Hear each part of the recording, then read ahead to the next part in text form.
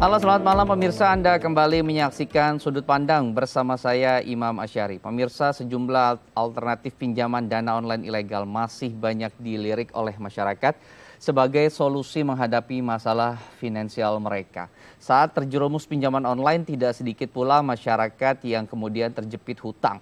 Lantas mengapa masyarakat kita, masyarakat Indonesia masih saja tertarik melakukan pinjaman online ilegal, dan adakah solusi bagi mereka yang sudah terlanjur terjerat pinjaman ilegal? Hari ini kita akan membahasnya di Sudut Pandang dengan tema menghindari jeratan pinjol ilegal. Pinjaman online ilegal menjamur, menawarkan akses pencairan yang cepat dan mudah. Siapa yang tergoda akan langsung terjerat oleh hutang dengan bunga yang tinggi. Ujung-ujungnya, peminjam sulit menerima risiko dari tindakannya sendiri. Tercekik hutang, menghindari penagih.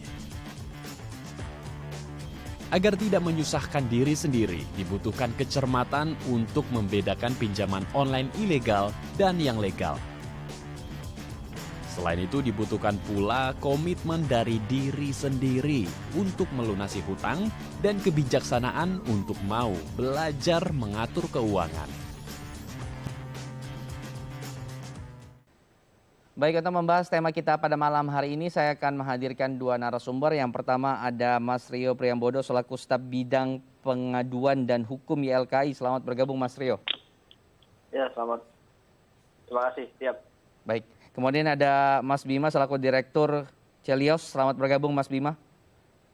Ya, terima kasih.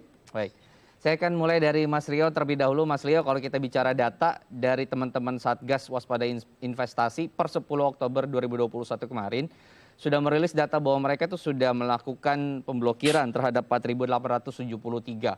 Dan selalu muncul lagi. Mengapa fenomena seperti ini bisa terjadi di negara kita, Mas? Ya, gini, kalau pertama itu adalah penyelesaian. Kita melihat penyelesaian ini ada dua hal. Yang pertama adalah secara kasuistik maupun sistemik. Apa yang dilakukan oleh Satgas Waspada Investasi adalah secara kasuistik, memblokir secara ujungnya aja. Jadi ketika ada kasus masuk, pengaduan dan sebagainya, hanya itu aja yang ditindak. Jadi diblokir, terus juga kalau misalnya ada debt collector yang tidak sesuai dengan itu, ya bisa ditangkap. Nah, tapi dalam hal ini saya melihat, YLKI melihat bahwa kasus pinjol ini adalah kasus secara sistemik. Jadi ujung yang dicari. Yang pertama adalah kenapa ini ada misregulasi, ada kekosongan hukum. Yang kedua terkait pemblokiran, nggak cuma diblokir seharusnya, tapi bagaimana kita mencari ujungnya, investornya. Selama investornya ini masih bisa menyuntik dana kepada pinjol, sampai kapanpun pinjol ini akan diblokir, akan buka lagi, diblokir, akan buka lagi. Bahkan kalau konsumen diblokir satu, mungkin besok diblokir, tapi ada pinjol baru yang akan menagihkan kepada konsumen. Nah, ini yang kita harap nggak cuma dihilir ketika ada suatu pengaduan, diblokir dan sebagainya, bahwa Satgas Waspada Investasi nggak cuma tahun 2021 untuk memblokir. Kita lihat tahun sebelumnya juga banyak yang sudah diblokir, tapi itu tidak, persoalan itu tidak akan selesai. Artinya apa, yang 2021 kita ada titik cerah di sini. Jadi nggak cuma pemblokiran, tapi ditangkapin, terus juga dicari investornya. Ini yang kita berharap ke depannya juga semakin gencar dalam hal untuk mencari siapa sih sumber pendanaan ini, dari mana, apakah ini adalah di dalam negeri atau luar negeri. Kalau luar negeri, bagaimana ini bisa koordinasi antar negara untuk penyelesaian secara cross border. Oke, YLKI melihatnya ini memang demand-nya ada atau seperti apa? Karena tidak mungkin kemudian dana ini mengalir terus ke masyarakat dan juga mereka mau menginvestasikan dana tersebut kalau tidak ada kemudian demand-nya di Indonesia. Iya, kalau masalah demand pasti banyak lah.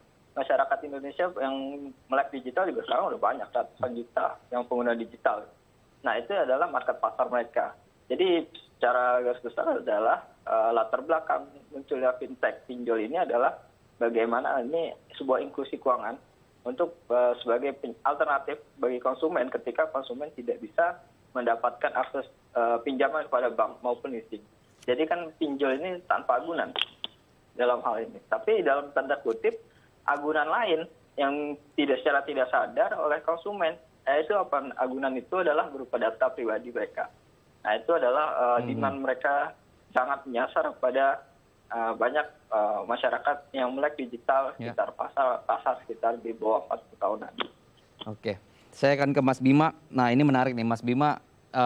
Dari kutipan pernyataannya sudah mengeluarkan data bahwa sebelum pandemi saja ada kurang lebih 115 juta masyarakat menengah kemudian menjadi sasaran empuk. Nah, mungkin boleh dijelaskan, si 115 juta ini sasaran empuk dalam arti apa? Mereka yang memungkinkan akan melakukan pinjaman kepada para penyedia jasa ini atau seperti apa, Mas Bima? Silakan.